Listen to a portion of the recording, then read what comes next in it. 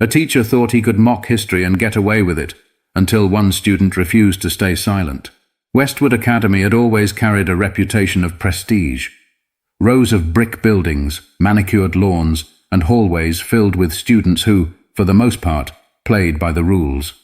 Teachers were respected, lessons followed a structure, and any disruptions were swiftly handled. But on that particular morning, everything took a turn no one saw coming. It was second period.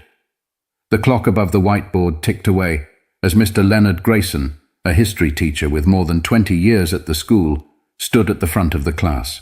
He had always been known for his strict demeanor, the type of teacher who rarely smiled, expected order, and had little patience for students who questioned him. His lectures were often dry, but today his tone carried something different. "And that's the thing about these so-called activists," he said, setting his marker down with an exaggerated sigh. His gaze swept across the room. They were dramatic, loud, always demanding something. Martin Luther King, Malcolm X, Frederick Douglass, always stirring the pot, never satisfied. A few students chuckled, not because it was funny, but because it felt like they were supposed to. Others sat frozen, their eyes shifting from Mr. Grayson to each other, unsure of how to react. At the back of the room, Jamal kept his eyes fixed on his desk. He could feel the weight of the words pressing down, heavy and sharp. He had always prided himself on his ability to stay composed, to carry himself with dignity no matter the situation. But right now, his fingers tightened against the edge of the desk. Mr. Grayson wasn't finished. His voice grew theatrical, mocking. He started mimicking the cadence of Dr. King's speeches, distorting the words into something unrecognizable, something meant to be funny. Then, shifting his posture, he launched into a dramatic imitation of Malcolm X, twisting his message into a parody. Laughter, hesitant at first, broke out from the front row. A few students smirked, some whispered to each other, but the energy in the room shifted. It wasn't amusement. It was discomfort, thick and suffocating. Jamal lifted his head. Enough. He took a slow breath, his heart pounding in his chest. This was wrong. He knew it. Others knew it. But no one was speaking up. He raised his hand. The room stilled. Mr. Grayson's eyes landed on him. There was a flicker of something there. Annoyance, maybe even surprise.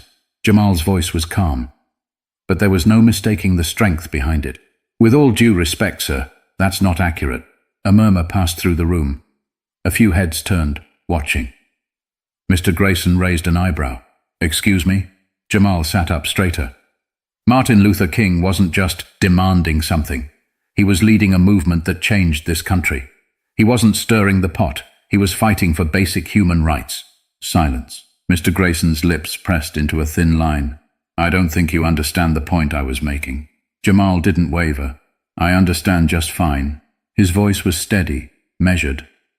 He could feel every eye on him, but he wasn't speaking for them. He was speaking for himself, for the truth. And that's when the shift happened. A girl sitting a few rows ahead of him pulled out her phone. She wasn't the only one. A few students glanced down, screens lighting up. Mr. Grayson noticed. His expression darkened. "Put those away," he snapped. But the damage was already done. What happened next would change everything. For a moment, no one moved. The room felt like it had frozen in place, caught between the weight of Mr. Grayson's authority and the quiet defiance in Jamal's voice. Mr. Grayson squared his shoulders. "I don't know what kind of attitude that is, but you don't interrupt my lesson with nonsense," he said, his voice clipped, his patience thinning. Jamal didn't back down. "It's not nonsense," he replied, keeping his tone steady. "Dr. King and Malcolm X weren't stirring the pot. They were fighting against injustice, against laws designed to keep people like me from having the same rights as everyone else." A few heads turned toward Mr. Grayson. His grip on his marker tightened. For the first time he looked unsure. Jamal could feel the tension shifting, like the whole class was teetering on the edge of something. Some students who had laughed earlier were now looking down at their desks, their expressions unreadable. Others sat completely still, as if waiting to see how this would play out. Then, from the front of the room, A voice broke the silence. "He's right." All eyes snapped toward the speaker. A girl with dark, wavy hair, her arms crossed over her chest. She had been one of the students who hadn't laughed. Another voice followed. "Yeah, that wasn't cool." Then another. Jamal's pulse quickened. For the first time, he wasn't the only one speaking up. Mr. Grayson's jaw clenched. He let out a sharp exhale, shaking his head. "This is ridiculous," he muttered. He turned his back to the class, scribbling something on the board, as if the conversation had never happened. "Let's move on." But no one was listening anymore. At least 4 students had their phones out now, screens angled just enough to capture the scene. The moment had been recorded. Mr. Grayson turned back, catching sight of one of the students still filming. His face darkened. "I said put those away." His voice cracked slightly, and for the first time that morning, he wasn't the one in control. The student hesitated, then slowly lowered their phone. But it was too late. The energy in the room had shifted entirely. Jamal could feel it. The weight of what had just happened. The fact that for once, silence hadn't won. The rest of the class dragged on in an uncomfortable fog. Mr. Grayson went through the motions of his lecture, but his words carried no authority anymore. Students whispered under their breath. Some exchanged glances, their expressions unreadable. But Jamal? He just stared straight ahead, gripping his pencil so tightly his knuckles ached. He had spoken up, but the real test hadn't even begun. Because by the time lunch rolled around, the video had already started spreading, and within hours, Westwood Academy would never be the same again. By the time the lunch bell rang, the video had already made its way out of the classroom and into the digital world. It started small, just a few students sharing it in their group chats, a couple of reposts on Instagram and Snapchat. But within an hour, it had spread far beyond Westwood Academy. Jamal didn't even realize what was happening at first. He had spent most of the morning trying to push the confrontation out of his mind, replaying the moment over and over, but telling himself that maybe, just maybe, it wouldn't turn into something bigger. But then, as he walked into the cafeteria, he felt the stares. Groups of students whispered behind their hands. Others pulled out their phones as he passed by, their eyes flicking between him and their screens. It was subtle at first, but then, "Yo, Jamal! You're all over Twitter, man." He turned. A kid from his chemistry class waved his phone in the air, grinning. "That video of Grayson? It's blowing up." Jamal's stomach tightened. He hadn't even seen the video yet. His friend pulled up the post. The caption read, "History teacher mocks civil rights leaders. Student stands up to him." Underneath, the video played. There he was, sitting straight-backed at his desk, voice firm, challenging Grayson's words with unshakable confidence. And then there was Grayson, snapping back, looking rattled, losing control of the room. It had already been retweeted hundreds of times. The comment section was on fire. "Wow, this teacher should be fired immediately. Good for that student. This is why people need to speak up. Grayson's been like this for years. My brother had him and he always made slick comments. Finally someone called him out." And then others, not surprised. This is what happens when you let kids challenge authority. The teacher was probably just making a point. People get offended over everything these days. Jamal exhaled slowly, his grip tightening around his phone. It was bigger than he expected. By the time he sat down at his usual lunch table, his notifications were exploding. His Instagram had dozens of new followers. People were tagging him, messaging him. Some praising him, some arguing, some asking for interviews. Interviews? He locked his phone and set it face down on the table, his heart hammering against his ribs. This was getting out of control. Across the cafeteria, a group of students huddled together, their heads bent over a phone. One of them, a girl from his English class, looked up and caught his eye. "You're famous now," she said, her voice just loud enough to carry across the table. Jamal forced a laugh. "Yeah, great." But he wasn't sure if it was great. He hadn't expected this. And then, "Jamal." He looked up. It was the principal. standing at the edge of the cafeteria, arms crossed, expression unreadable. "Come with me." Jamal swallowed hard, pushing his chair back.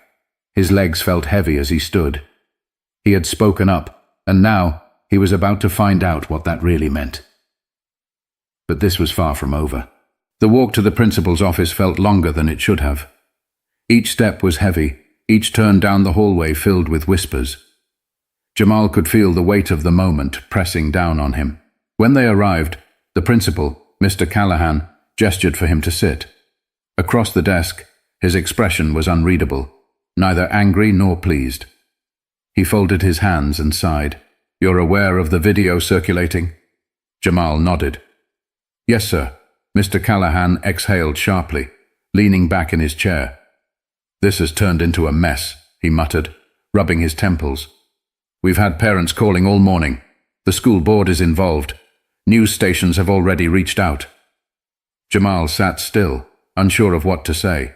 Mr. Callahan's eyes settled on him. "I want you to know that you're not in trouble." Jamal's breath hitched. He hadn't realized how much tension he had been holding until that moment. "But this is bigger than just you now," the principal continued. "Mr. Grayson has been placed on administrative leave while we conduct an investigation. There's going to be a meeting tonight. Teachers, parents, the school board. I imagine it won't be quiet." Jamal swallowed. "Am I supposed to be there?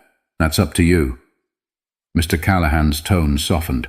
"I won't force you into anything, but if you have something to say, people will listen."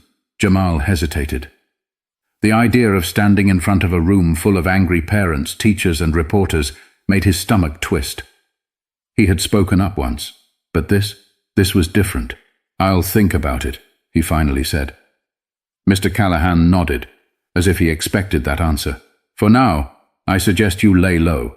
Things are moving fast, and I don't want you caught in the middle of something unfair." Jamal understood what he meant.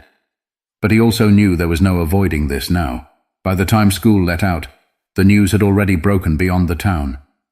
A local station aired a short segment on the controversy, using blurred-out footage of the classroom video. Online, hashtags were picking up traction. #fire, Mr. Grayson, Westwood Academy, exposed, stand with, Jamal. It wasn't just students talking anymore. It was parents, teachers, activists, people debating whether Grayson deserved to lose his job, or if this was all being blown out of proportion. Some of Jamal's classmates texted him, encouraging him to speak at the meeting. Others warned him to be careful. Not everyone was on his side, and then his mother called. He had barely made it home when his phone rang. He hesitated before answering. "Hey, Ma, what happened?" Her voice was tight, controlled. She had clearly already seen the video. Jamal let out a slow breath. I spoke up. Silence. Then, "I'm proud of you." Jamal blinked. "You're not mad?" "No," she said. "I raised you to stand for what's right. But I need to know. Are you okay?" He wanted to say yes. He wanted to tell her he had everything under control. But the truth was, he wasn't sure. "I will be," he finally said. His mother was quiet for a long moment. Then, "We're going to that meeting tonight." Jamal's stomach flipped. No argument," she said firmly. "This isn't just about you anymore." Jamal knew she was right. But walking into that meeting would be the hardest thing he'd ever done. The school parking lot was already packed when Jamal and his mother arrived.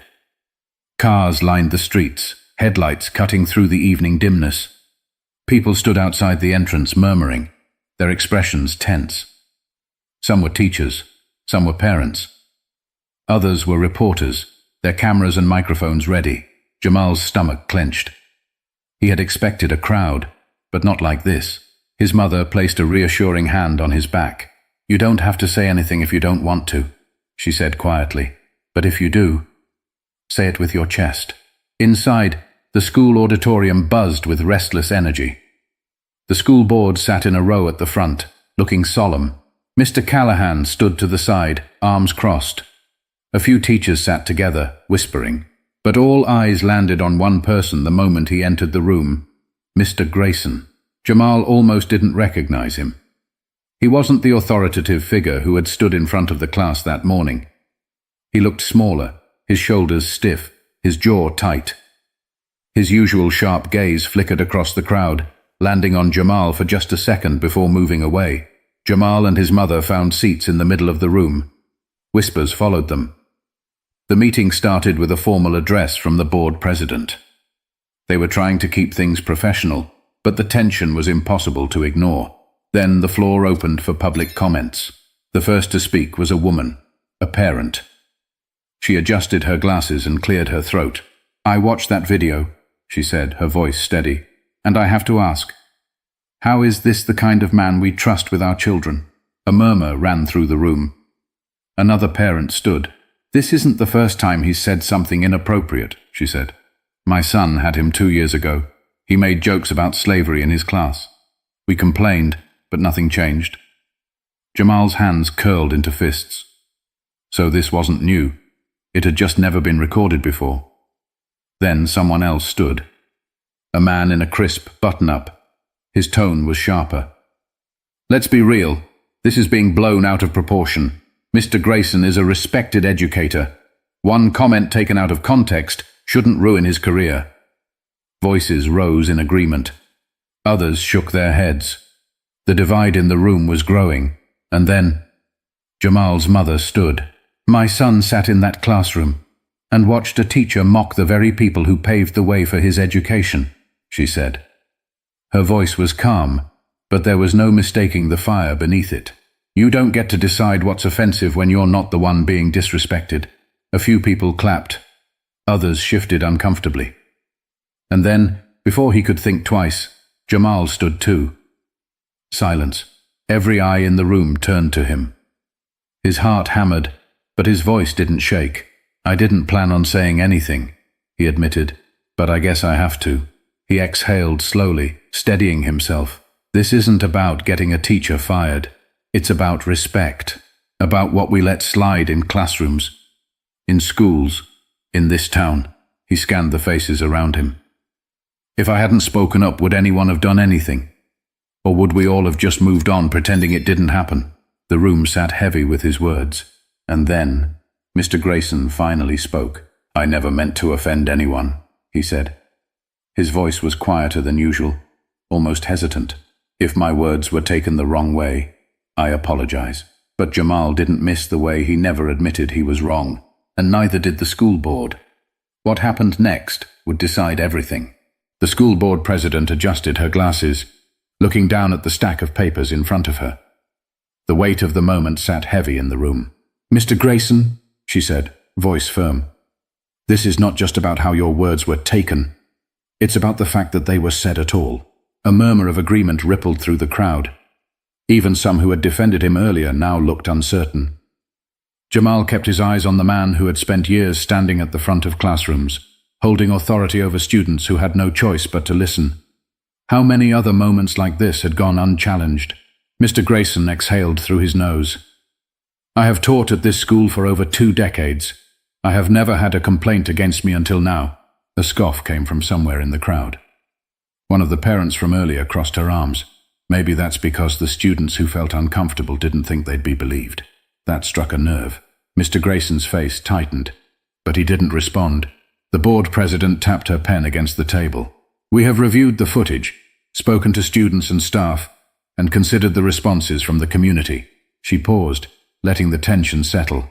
"At this time, the school board has decided that Mr. Grayson will be placed on indefinite leave while a full investigation is conducted." A few gasps, a few quiet cheers. Mr. Grayson's jaw clenched, but he said nothing. Jamal let out a slow breath. It wasn't an outright firing, but it was something. But the real change, that wouldn't come from one teacher being removed. As the meeting wrapped up, parents and students spilled into the hallways. Conversations had already begun. "I never thought about it before, but yeah, I remember things like this happening in my classes too. I guess we've just been letting this stuff slide. What else is going on that we don't know about?" Jamal overheard the murmurs as he stepped outside. The air was crisp, filled with the sounds of people still debating, still unpacking what they had witnessed. His mother walked beside him, arms crossed. "Proud of you," she murmured. Jamal let the words settle. Proud. He had spoken up. And for the first time, people had actually listened. But this wasn't the end. Because one conversation wasn't enough. The next morning, Westwood Academy felt different. The usual morning chatter in the hallways was replaced with hushed whispers. Something had shifted, and everyone knew it. Jamal walked through the front doors, backpack slung over one shoulder, feeling the weight of dozens of eyes on him. Some students gave him small nods of acknowledgement. Others looked away quickly, pretending they hadn't been staring. But the biggest change wasn't in the students. It was in the teachers. Some avoided eye contact as he passed. Others gave him a tight-lipped smile, an awkward kind of approval. And then there were a few, the ones who looked at him with something colder, like he had disrupted the natural order of things. Jamal ignored them. He wasn't here for their approval. When he reached his locker, a familiar voice called his name. Jamal. He turned to see the girl who had spoken up in class that day, the first one to agree with him. She hesitated for a second before saying, "That was brave, what you did." He shrugged. "Had to be done." She smiled. "Yeah, but still, a lot of people wouldn't have." Before he could respond, his phone buzzed. A news notification flashed across the screen. The school board had made their final decision. Westwood Academy officially parts ways with longtime history teacher after classroom controversy. His breath caught. Mr. Grayson was gone. No suspension, no investigation. Terminated. For a long moment, Jamal just stared at the headline. He had imagined this moment. But now that it was real, he didn't know how to feel. Relieved? Maybe. Vindicated? Not exactly. Because this wasn't just about Mr. Grayson. It was about the fact that this had been happening for years. And no one had done anything until now. When he looked up, the girl was still watching him. "So, what happens now?" she asked. Jamal exhaled. "I don't know." But as he walked to his first class, passing students who had seen the same news, who had felt the same shift, he realized something. This wasn't just about one teacher losing his job. It was about making sure this didn't happen again. The weeks that followed were different. The energy at Westwood Academy had shifted, and it wasn't just about the empty space where Mr. Grayson used to stand. Conversations had started that couldn't be ignored. In history class, teachers were more careful with their words, more aware of their impact. Students, especially those who had always kept their heads down, began to speak up when something felt wrong. Even the school administration, which had once let things slide, announced a new initiative, mandatory diversity and inclusion training for all staff. Jamal saw the changes, but he also saw the resistance. There were students who whispered that he had taken things too far, that he got a good teacher fired, that not everything has to be a fight. But Jamal knew the truth. If he had stayed silent, if no one had recorded that moment, if students hadn't spoken up, nothing would have changed. One afternoon, as he was packing up his books at the library, a voice pulled him from his thoughts. "Hey," he turned to see a freshman, someone he didn't recognize. The kid shifted awkwardly, gripping the straps of his backpack. "I just wanted to say, what you did was cool." He hesitated. "I had a teacher last year who said stuff like that, but nobody ever called him out." Jamal studied him. "What happened to the teacher?" The kid sighed. "Nothing. And that was the difference." Jamal nodded. "If it happens again, don't let it slide." The kid gave a small smile, a knowing look passing between them. "Yeah." As he walked out of the library, Jamal exhaled slowly. He wasn't an activist. He hadn't planned to start some movement. He was just a kid who refused to let something slide, and sometimes that was enough to change everything. Silence allows injustice to thrive. Speaking up, even when your voice shakes, can be the spark that forces change. What do you think? Would you have spoken up? Let me know in the comments, and if you want more stories like this, don't forget to subscribe.